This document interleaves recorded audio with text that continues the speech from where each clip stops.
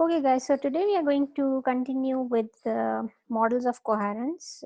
We have done 1 out of 3. Um, we have already started the second model of coherent model, other languages. We have done one of the mm, tasks also.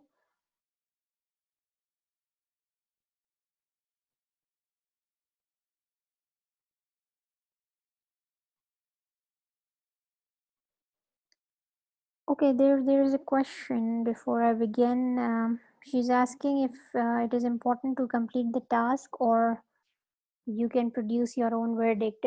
Basically, what happens is whatever the task has asked you to do, it takes you towards the verdict.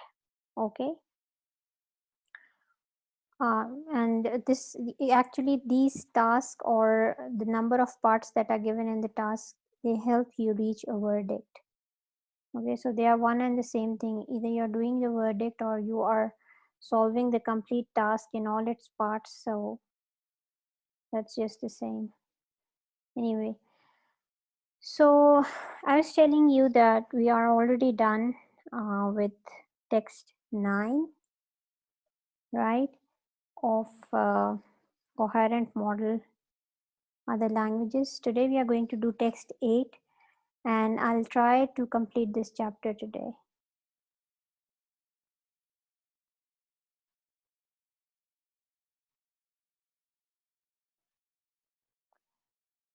Okay, right. So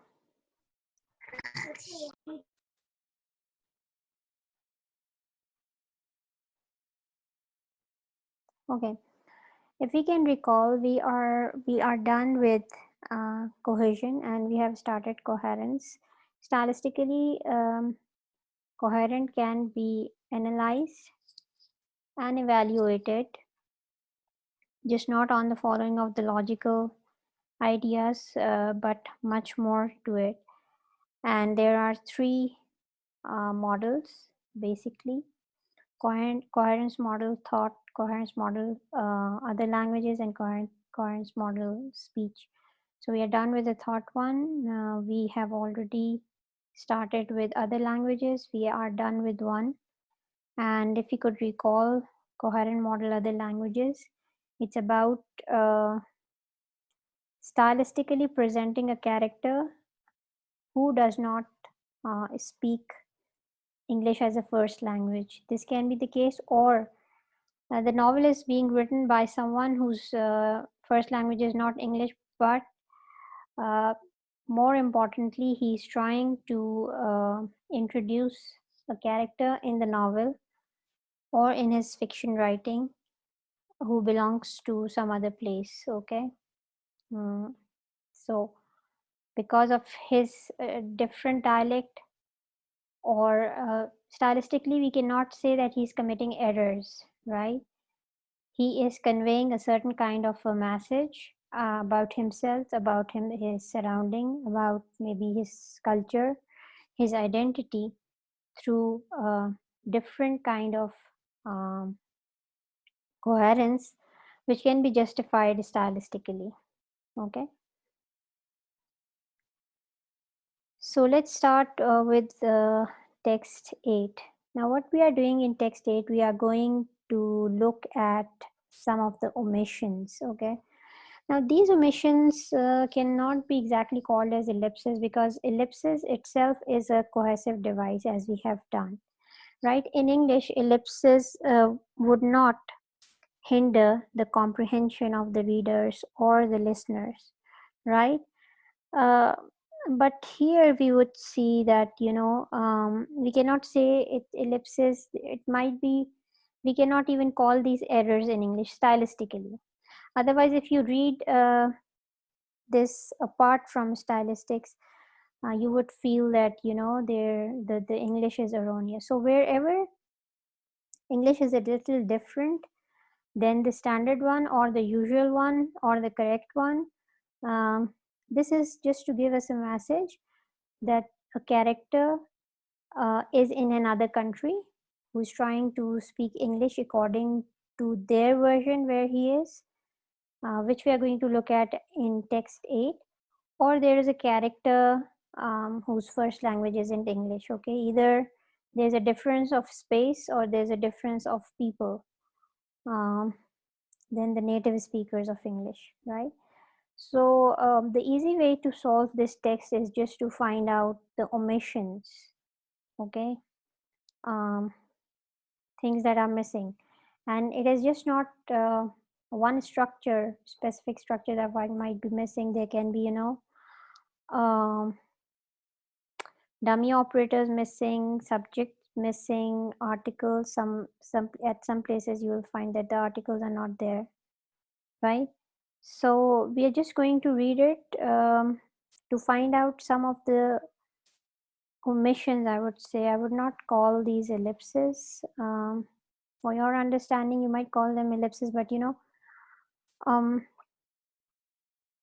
ellipses act as cohesive device, while here the stylistic purpose is different. These ellipses or this kind of ellipses does not provide any cohesion to the text. Okay, but stylistically it gives a different kind of a message.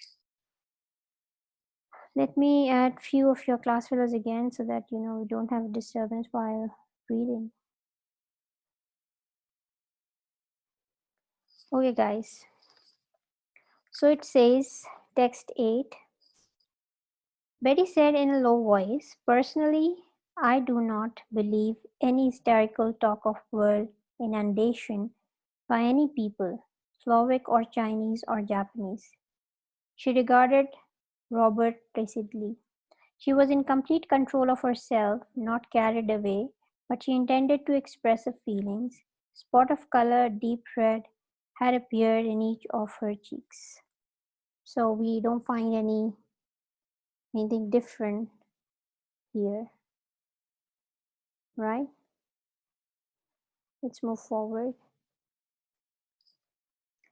They ate for a time without conversing. "I did it again," Robert Chilton informed himself. Okay, so that's a different structure. Someone is informing himself. Impossible to avoid the topic. It is impossible to avoid the topic. Okay, so it is missing here, right? So the subject is missing here. It is impossible to avoid the topic because it's everywhere. In a book I happened to pick up, or a record collection, in these plain napkin rings, loot piled up by the conquerors, village from my people. Face facts.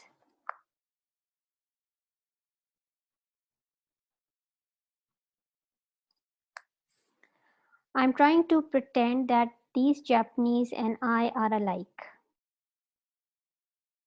Okay, so the character tells you he's speaking such kind of in English because he is trying to identify himself with the Japanese.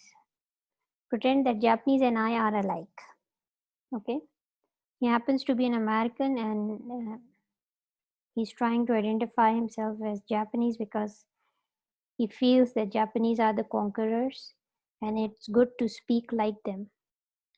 But observe, even when I burst out, as to my gratification, that they won the war, that my nation lost, there is still no common ground. What words mean to me is sharp contrast in relation to them, is in sharp contrast. Okay.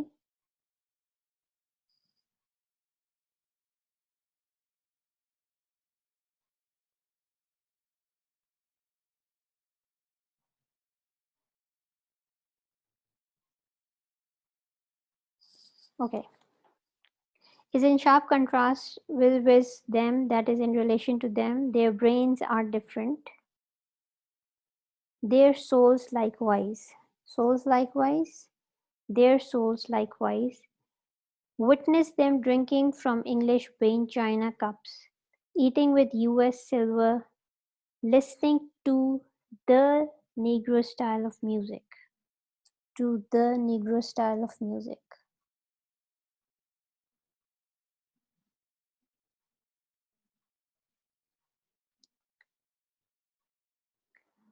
It is on the surface. The advantage of wealth and power makes this available to them, but its ursas at the day is long. Even the I Ching, which they have forced down our throats, it's Chinese borrowed from way back when. Whom are they fooling? Themselves. The pilfer customs right and left, wear, eat, talk, walk. As for instance, consuming with gusto baked potatoes served with sour cream and chives, old-fashioned American dish added to their whole. But nobody is fooled. Nobody is fooled. I can tell you, me least of all, I least of all. Okay, here, me least of all, I least of all is the correct form. Only the white races are endowed with creativity. Only the white races, are is omitted here, are endowed, right? So you see in ellipsis, you do not have omission of something as important as auxiliary, right? But here you would find these. So these are not ellipses. This is a kind of omission, you would say. Only the white races are endowed with creativity. He reflected, and yet I, a blood member of some, must bump head to floor for these two. Think how it would have been had we won, would have crushed them out of existence. No Japan today. There would have been no Japan today. No Japan today. See, that's completely an incomplete sentence. No Japan today. There wouldn't have been any Japan today. And the USA gleaming great soul power in the entire wide world. Okay. So this is what I have solved for you. This shows the departure from expected English grammar. And this is because we are doing something that should seem to be under the influence of other languages. Okay. So it says that detail these departures and suggest why the writer may have made use of them. So these are the departures that I have already told you. Now, what is the main idea of this text that we have just read? Okay. The character sounds to be, American, but he's talking to other people and he is in someone else's land. So what's the main idea here? What did you gather? The rest is solved for you.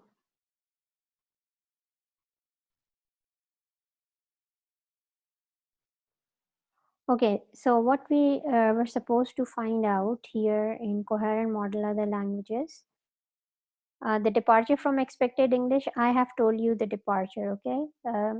Seemingly it might, seem that we are working with ellipses because so many words were missing, but ellipsis is a different kind of a cohesive device that we use in English, right? What you find here are omissions and more about the departure from the correct grammatical use of language, right? Now, this is one thing that we have already found out, where are the places of departure from the language, from English language.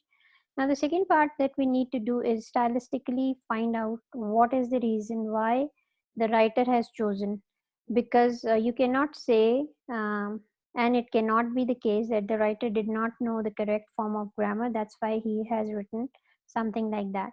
Um, the first thing is that it's a piece of fiction, right? Because actually, Japan never won the World War, as we know that. Okay, it was hit by an atom bomb, so we know that it never won. So this is a piece of fiction in which the writer thinks and writes that Japan has won and America lost, and this country, the USA, was divided um, between Japan and the other conquerors, right? Now, this person is sitting in Japan in a sense that he's sitting in a conquered part of America that has already been conquered by Japanese.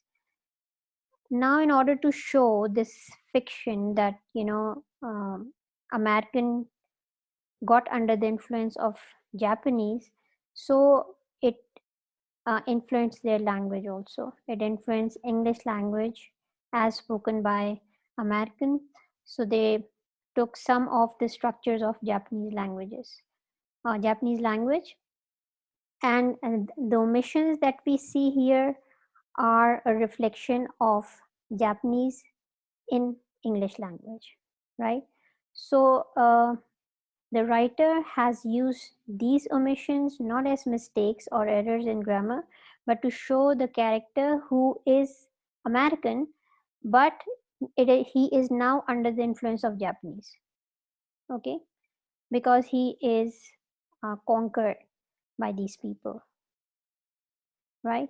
So this is the reason of the departure from correct English language, okay? So the need of this kind of fiction was the omissions were the requirement, and that was the need of writing this kind of fiction, basically, right?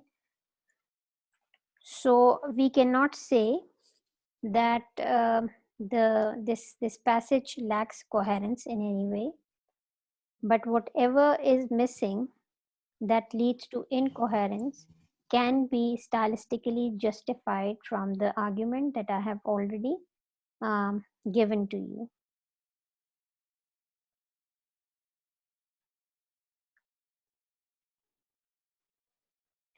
Okay, so we are done with this one, and we are already done with the ninth one last time. So let's move to the 10th one.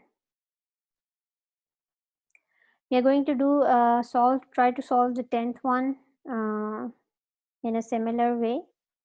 Okay, we are going to see what is happening here.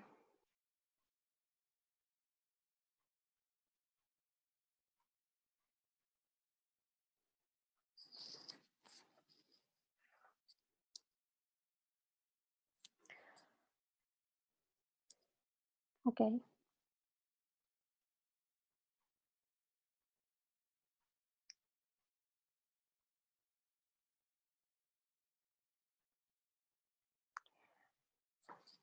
Nazia is asking about the omission example. Nazia, I've already given you a lot of examples. इसमें omission ही तो है. What else is there? There are omissions. For instance, if you go back to the 8th text here, you'll find omission. For instance, you will find omission here. The sentence starts with impossible to avoid the topic. It is impossible to avoid the topic. Okay. And then there are several that I have, already told you. Some of the pronouns are missing somewhere. There are articles missing. And sometimes, for instance, here, me least of all. This shouldn't be me in the correct English. This is I least of all. Okay. And then there is an auxiliary missing here.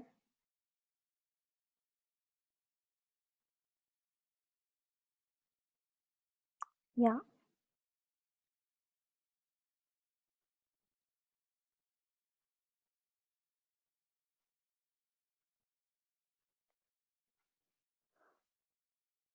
But nobody is fooled.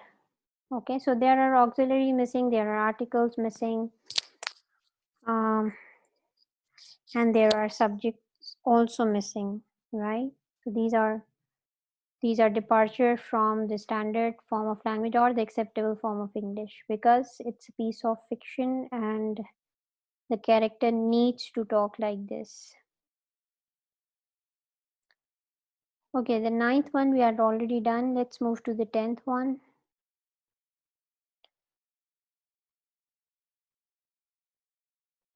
Return the parts of the body of the owner or hired parts of the complete gentleman's body to be returned.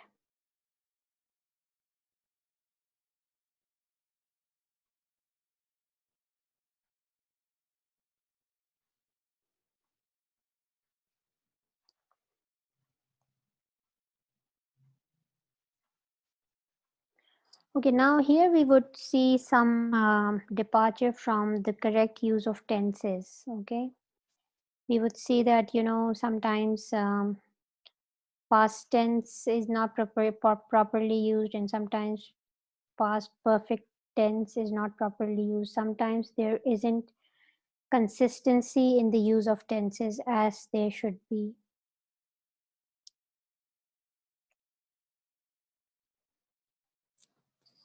Okay, so let's read this one. As they were traveling along in this endless forest, then the complete gentleman in the market that the lady was following began to return the hired parts of his body to the owner, and he was paying them the rentage money. When he reached where he hired the left foot, he pulled it out, he gave it to the owner, and paid him. And they kept going. When they reached the place where he hired the right foot, he pulled it out and gave it to the owner and paid the rentage. Now both feet had returned to the owner, so he began to crawl along the ground by that time. The lady wanted to go back to her town or her father, but the terrible and curious creature or the complete gentleman did not allow her to return or go back to her town or her father again, and the complete gentleman said thus: I told you not to follow me before we branched into this endless forest, which belongs only to terrible and curious creatures. But when I became a half-bodied, incomplete gentleman, you wanted to go back. Now that cannot be done. You have failed. Even you have never seen anything yet. Just follow me. When they went furthermore, then they reached where he hired the belly, ribs, chest, etc. Then he pulled them out and gave them to the owner and paid for the rentage.